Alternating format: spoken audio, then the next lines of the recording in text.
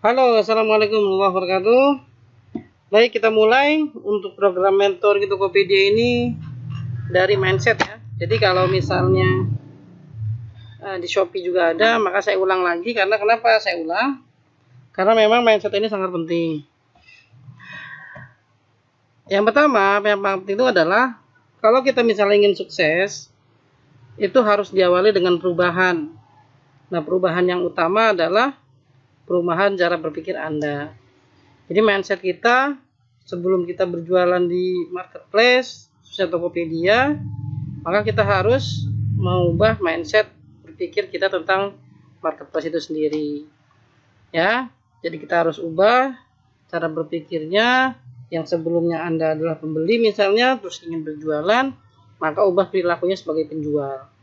Ya, jadi harus tahu bagaimana cara melayani konsumen, harus tahu ibaratnya cara memilih produk yang laris dan sebagainya. Semua dari mindset.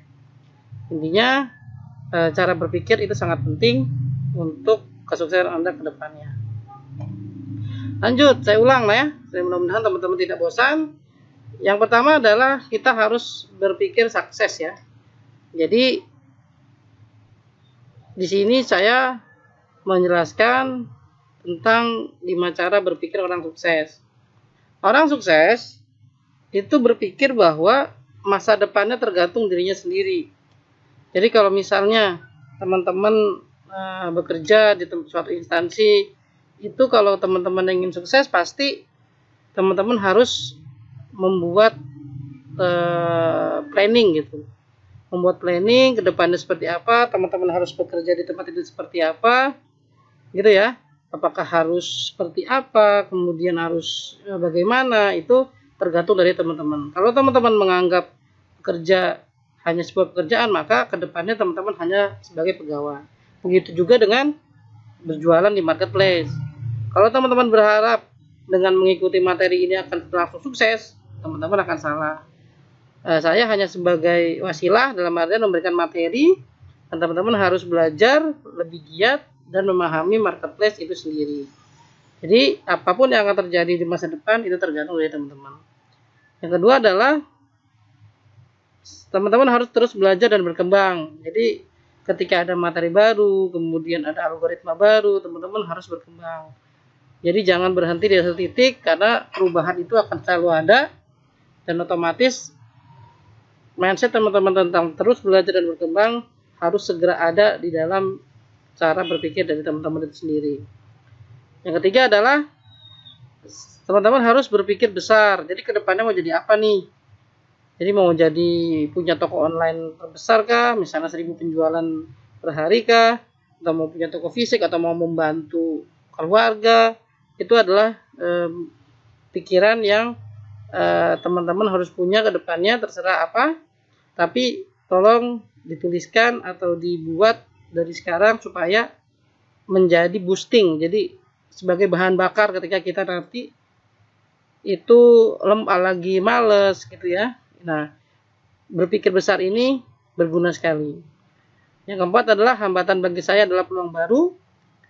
Jadi teman-teman nanti ketika belajar materi pasti akan menemukan yang mana hambatan. Apakah itu pertama pusing gitu ya, baru karena materi baru, aduh susah nih dan sebagainya. Anggap itu sebagai peluang dan pelajari lagi sampai teman-teman bisa. Yang kelima adalah saya menghabiskan waktu dengan orang-orang positif. Jadi teman-teman harus berkumpul dengan komunitas-komunitas yang mendukung dari teman-teman berjuangkan. Jadi misalnya kalau teman-teman sudah masuk ke program mentoring 12 bulan, berarti teman-teman bergabung dengan komunitas orang-orang yang ingin sukses dan kaya dari marketplace. Begitu pun kalau misalnya di luar komunitas kaya dari marketplace, teman-teman punya komunitas yang lain. Nah, itu ikut selama itu adalah positif dan mendukung perkembangan dari jualan teman-teman. Ya, oke, itu adalah 5 cara berpikir yang sukses. Untuk yang gagalnya, berarti 3L kebalikannya saja. Kalau misalnya yang pertama masa depan tentu saja, maka teman-teman pasrah pada hidup. Nah, ini jangan diikuti. Pokoknya fokus kepada yang sukses, yang gagal dipinggirkan. Oke, yang kedua adalah avoid 3 no. Jadi hindari 3 no ya. Jadi Yang pertama adalah no judgment, yang kedua adalah no blame, yang ketiga adalah no excuse. Apa itu judge? Judge itu adalah menghakimi.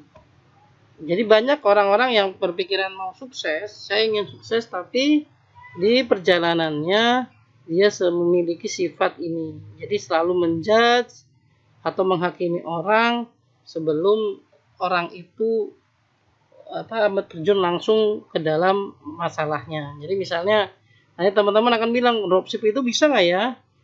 Nah teman-teman kalau misalnya belum terjun langsung, jangan langsung menghakimi. Ah susah dropship dan sebagainya. Oh susah ya cari supplier, oh susah ya cari ini. Nah itu adalah menghakimi sebelum teman-teman terjun langsung atau mencoba lebih giat lagi atau lebih keras lagi. Oke, yang kedua adalah no blaming. No blaming itu menyalahkan. Jadi jangan salahkan teman-teman yang baru belajar. Jadi kalau misalnya teman-teman baru belajar, jangan bilang saya kan gaptek Pak, saya kan belum pernah jualan Pak, gitu kan. Saya nggak punya laptop Pak, saya nggak punya ini Kak. Nah itu adalah menyalahkan. Karena gaptek, apakah teman-teman nggak bisa belajar? Kalau nggak punya laptop, apakah teman-teman nggak punya teman-teman yang punya laptop?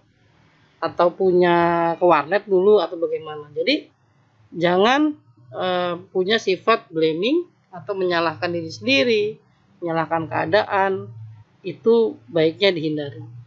Yang ketiga adalah no excuse atau mencari-cari alasan. Nah, biasanya orang yang baru belajar ini mengalami kesulitan, kemudian mencari alasan untuk tidak praktek atau mencapai goal yang ingin dicapai. Jadi misalnya, teman-teman adalah seorang ibu rumah tangga yang punya 2 anak atau 3 anak. Kemudian ada target seminggu harus misalnya mengerjakan tugas. Teman-teman excuse gitu. Aduh Pak, saya susah Pak, harus urus 2 anak. Kayaknya nggak bisa deh praktek seperti ini. Nah itu excuse. Kalau bisa hindari itu. Kalau misalnya teman-teman punya 2 atau 3 anak, baik cari waktu dan kerjakan tugas yang sesanggupnya. Saya yakin pasti banyak waktu kosong ketika anak-anak tidur gitu ya. Jadi memang capek atau lelah, tapi memang itu adalah jalan yang harus teman-teman pilih ketika ingin mempelajari materi baru untuk mendapatkan tambahan penghasilan. Oke? Nah, yang ketiga, smart goal. Jadi setelah teman-teman berpikir sukses, menghindari 3 no, jadi maksudnya tiba-tiba no ini, blaming, judgment dan excuse ya. Yang ketiga adalah smart goal. Ya teman-teman harus punya smart goal atau tujuan planningnya seperti apa. Nah saya singkat menjadi smart.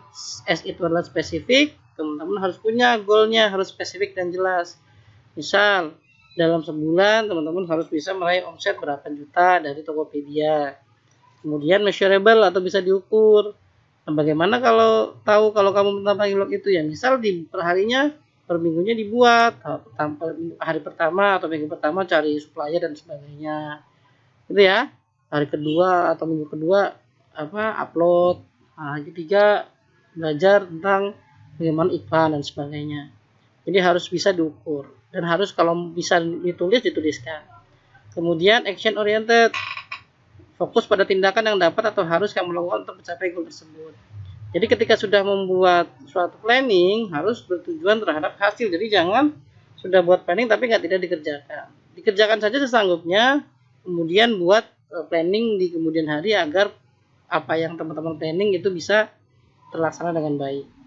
Yang keempat adalah realistik. Nah, jadi harus realistis. Misalnya kalau teman-teman adalah masih kerja, berarti kan waktu kerjanya malam jam 8 sampai jam 12. Maka realistis aja misalnya sehari buat dapat berapa produk atau riset berapa supplier atau ngiklan berapa produk dan sebagainya. Nah, kelima adalah time and resources constraint. Jadi maksudnya kalau teman-teman masih sendiri berarti dilihat goalnya apakah cukup dengan seorang diri. Kalau misalnya punya sumber daya bisa nggak mencapai semua itu, otomatis kan harus tambah biaya dan sebagainya. Tapi teman-teman sudah punya planning ke depannya kalau misalnya target atau ini sesuai dengan waktu yang ditentukan. Nah contohnya seperti apa? Misalnya kalau bukan ingin sukses di Shopee, jadi kalau misalnya Tokopedia teman-teman Saya mau sukses di Tokopedia. Ya, berarti kalau sukses di Tokopedia apa data itunya? Ya, waktunya kapan? Mau sukses kayak gimana? Nah, ini bukan yang smart. Yang smart itu misalnya mendapatkan penghasilan bersih 3 juta per bulan dalam waktu 3 bulan ke depan. Nah, berarti teman-teman punya waktu 3 bulan ke depan harus bisa mendapatkan penghasilan bersih dari Tokopedia sebesar 3 juta per bulannya. Oke? Itu adalah mindset yang harus teman-teman lakukan. Kalau tanpa ini, saya yakin teman-teman tidak akan bisa mencapai kesuksesan di Tokopedia atau marketplace. Tonton berulang-ulang, ya, kemudian dituliskan, ditentukan sepatunya seperti apa. Jangan buat punishment kalau misalnya kita judging, misalnya blaming atau excuse, kita buat punishment supaya kita tidak melakukan ketiga no ini. Ya, kemudian kita harus berpikir secara sukses pasti. Oke teman-teman, itulah mindset. Semoga bermanfaat. Terima kasih. Assalamualaikum warahmatullahi wabarakatuh.